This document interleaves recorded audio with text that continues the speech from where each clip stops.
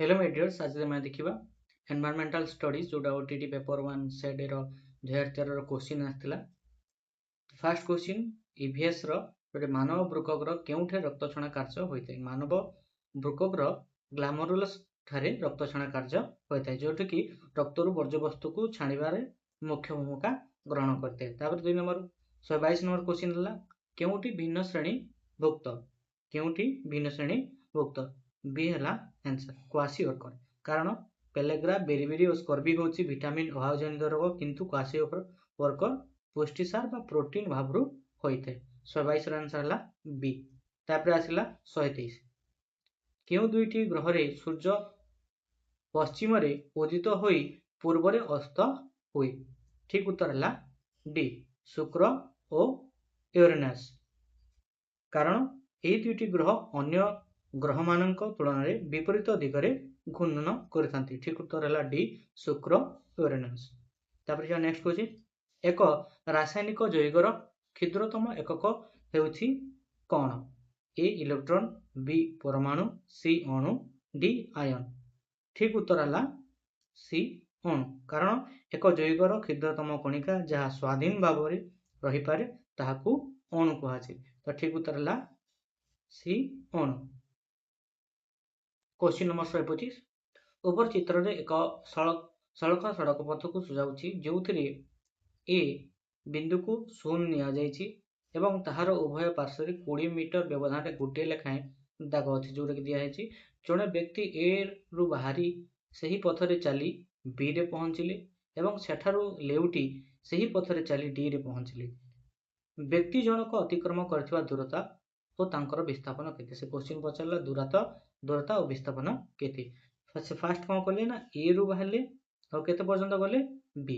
केते distance cover कले ना टोटल 60।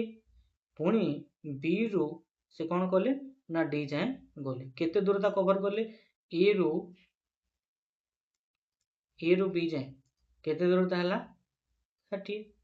पुणी बी रु डी केते बी रु डी हला 100। तो टोटल दूरता केते हला 160।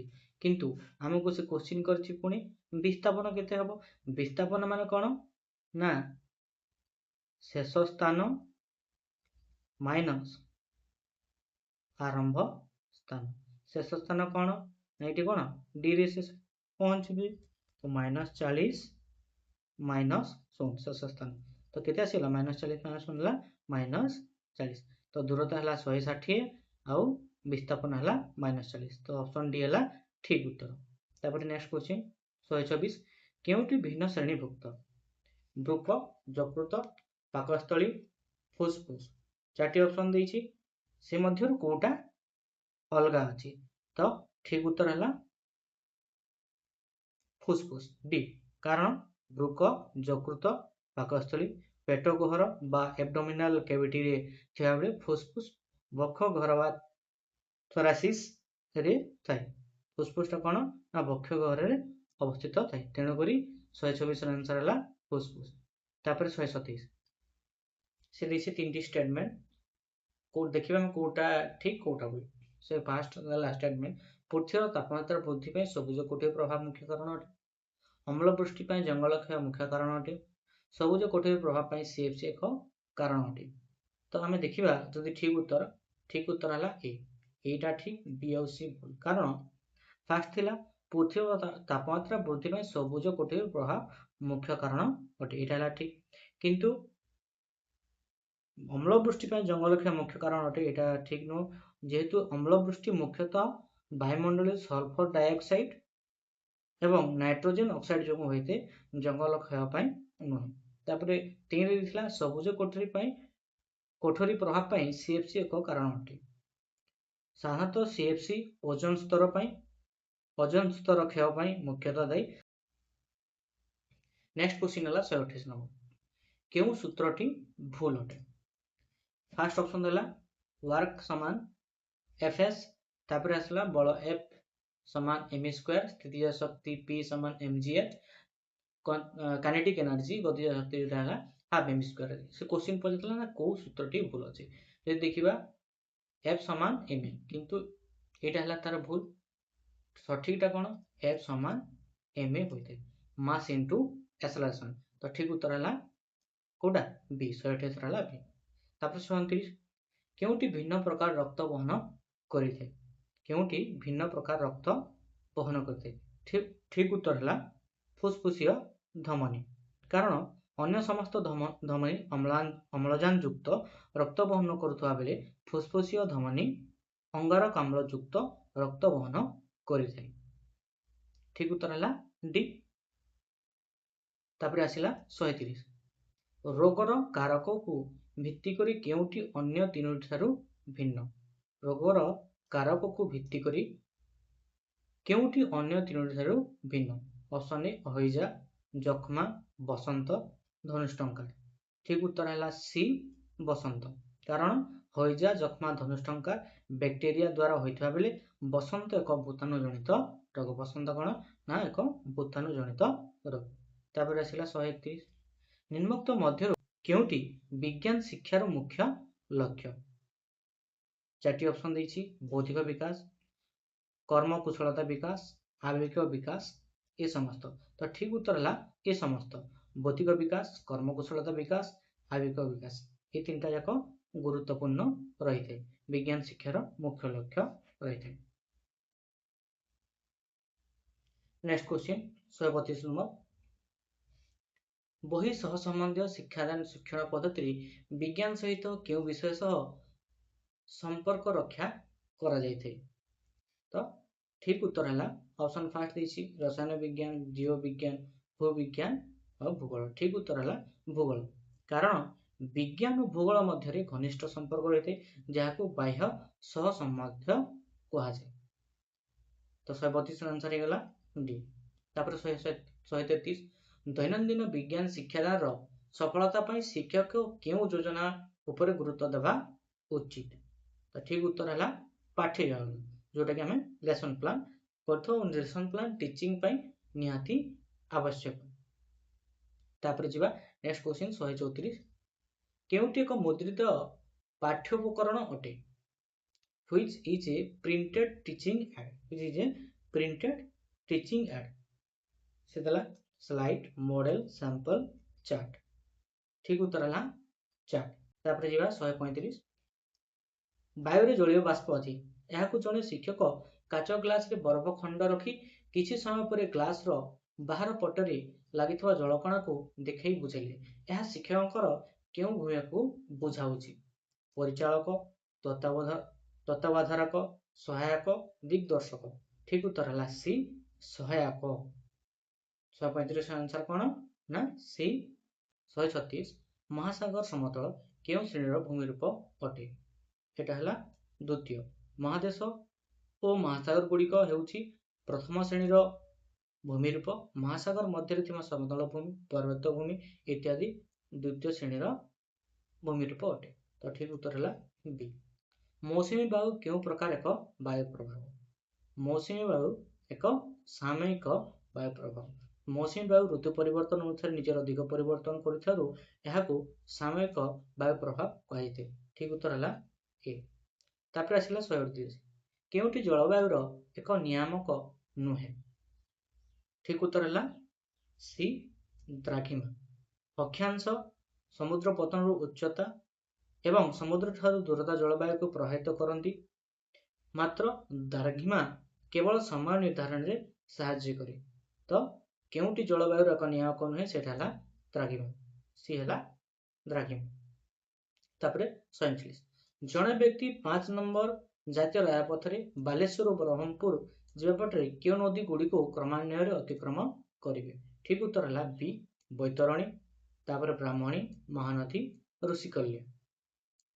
तापर जीवा में 140 निम्नोक्त केउटी उत्तर नातिशीतोष्ण मंडल विस्तृति अटे क्वेश्चन है निम्नोक्त केउटी उत्तर नातिशीतोष्ण मंडल विस्तृति अटे ठीक उत्तर है डी कर्कट वृत्तरु सुमेरु वृत्त जोटा कि 23 डिग्री अधा 23 अधा डिग्री जोटा रोची उत्तर कर्कटरु 23 अधा डिग्री केते रोची 66 अधा उत्तर कर्कट क्रांति उत्तर सुमेरु वृत्त मध्य थिबा अंचल को उत्तर नातिशीतोष्ण मंडल बोली कहा जाए। तो ठीक उत्तर है कर्कट वृत्त रु सुमेरु वृत्त। 41 नंबर कौनसी एक भौगोलिक स्थान शैक्षिक उद्देश्य आधारित योजनाबद्ध पर्यवेक्षण को कौन कहा जाए? ए मुक्त पर्यवेक्षण, नियंत्रित पर्यवेक्षण, प्रत्यक्ष पर्यवेक्षण, परोक्ष पर्यवेक्षण। ठीक उत्तर है बी नियंत्रित पर्यवेक्षण। तापर 44 प्राथमिक स्तर रे ई उपत्यका पढ़ाया निम्नलिखित केउं पद्धति सर्वोत्कृष्ट?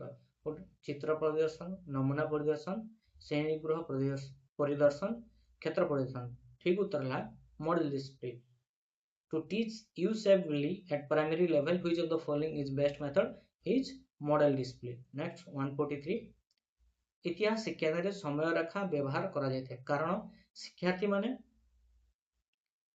एक समय घटुवा दुई बा ततोधिक ऐतिहासिक घटना मध्य संपर्क स्थापन करें, ऐतिहासिक घटना गुड़ी को सहज मन रखिपारे, ऐतिहासिक घटना गुड़ी को क्रमान्वय कहींपारे। उत्तर है ये समस्त माने डी उत्तर है ठीक, ये समस्त कार्य करें। नंबर 47 प्राथमिक स्तर में इतिहास शिक्षादान निमंते क्यों पद्धति अधिक उपयोगी अटे? पर्यवेक्षण, प्रदर्शन, गल्पकथन, प्रकल्प। ठीक उत्तर है गल्पकथन। कारण प्राथमिक स्तर छोट पिला माने गल्प शुणा को बहुत भल पाती। इतिहास जटिल तथ्य बा घटना गुड़ी को गल्प माध्यम कहले पिला माने ताहाको आग्रह सह शुणती बा शुणिबे, सहजरे मन रखिपारे। तेणुक ठीक उत्तर है सी गल्पकथन। तापर आसला 145 इतिहास शिक्षादान रे चिंता और प्रत्याशामूलक प्रश्न पचारे जाए कारण यह द्वारा शिक्षार्थी मानकर कौन हुए बहुमुखी चिंतन प्रक्रिया विकास बढ़ी घटी घटना गुड़ी को विश्लेषण कर सहायक होता है। विश्लेषणात्मक तथ्य परवर्ती संभाव्य घटना रूपरेखा संबंध में पूर्वानुमान कर साहाय्य होता है। उपरोक्त समस्त दक्षतार विकास घटी है। तो ठीक उत्तर है ये तीन माने कौन बहुमुखी चिंतन आसो घटी घटना गुड़ी को कौन विश्लेषण भाव कहींपर विश्लेषण करें। विश्लेषणात्मक तथ्य परवर्ती संभाव्य घटनार रूपरेख कौन हम तार पूर्वानुमान करेंगे। तो ठीक उत्तर है डी। नेक्स्ट क्वेश्चन 146 भारतीय संविधान रक्षाकर्ता किए? भारतीय संविधान रक्षाकर्ता किए? ए लोकसभा, राज्यसभा, सर्वोच्च न्यायालय, राष्ट्रपति। ठीक उत्तर है सर्वोच्च न्यायालय। भारतीय संविधान अनुसार सर्वोच्च न्यायालय को संविधान रक्षाकर्ता बा अभिभावक बोलिकी कहा जाए। जदि कौन आईन बा सरकारी निष्पत्ति संविधान मौलिक नियम को उल्लंघन करे तेबे सर्वोच्च न्यायालय ताहाको रद्द करिवार क्षमता रखती। तो ठीक उत्तर है सी 146 सी। नेक्स्ट क्वेश्चन 147 ब्रिटिश पार्लियामेंट द्वारा प्रणीत क्यों शासन खसड़ाटी 1919 मसीह भारत शासन आईन रूप नहीं? ठीक उत्तर है ए मेंटिगो चैम्सफोर्ड संस्कार आईन। कौन से 1919 मसीह भारतर सचिव एडविन मेंटिगो एवं भाइसराय लॉर्ड चैम्सफोर्ड द्वारा प्रस्तुत संस्करण को आधार करी यही आईन प्रणयन करथिला। कौन भारत शासन आईन 1919 मसीह। तो ठीक उत्तर है कोटा ए। तापर आसला 148 भारत में प्रथम स्वाधीनता संग्राम केबे होइथिला? भारत में प्रथम स्वाधीनता संग्राम केबे होइथिला? ठीक उत्तर है बी 1857 मसीह होइथिला। तापर आसला 149 संसदीय सरकार रे सांसद माने विभिन्न कार्य पई कहा पाखरे उत्तरदायी रहंती? संसदीय सरकार रे सांसद माने विभिन्न कार्य पई कहा पाखरे उत्तरदायी रहंती? ए प्रधानमंत्री, बी राष्ट्रपति, सी लोकसभा, डी देशर जनसाधारण। ठीक उत्तर है लोकसभा। संसदीय गणतंत्र कार्यपालिका व मंत्री परिषद एवं सांसद माने सामूहिक भाव लोकसभा निकट में उत्तरदायी रहंती। 149 सी। तापर जीवा लास्ट क्वेश्चन केतेतम संविधान संशोधन आईन अनुसार भारत को धर्मनिरपेक्ष राष्ट्र रूपे घोषणा करा जायछि? ठीक उत्तर है 42 42 1976 ମସିହାରେ 42ତମ ସମ୍ବିଧାନ ସଂଶୋଧନ ଜରିଆରେ ସମ୍ବିଧାନର ପ୍ରସ୍ତାବନାରେ ଧର୍ମନିରପେକ୍ଷ ଶବ୍ଦଟି ଯୋଡ଼ା ଯାଇଥିଲା। ତ ଠିକ ଉତ୍ତର ହେଇଗଲା କଣ ନା 42।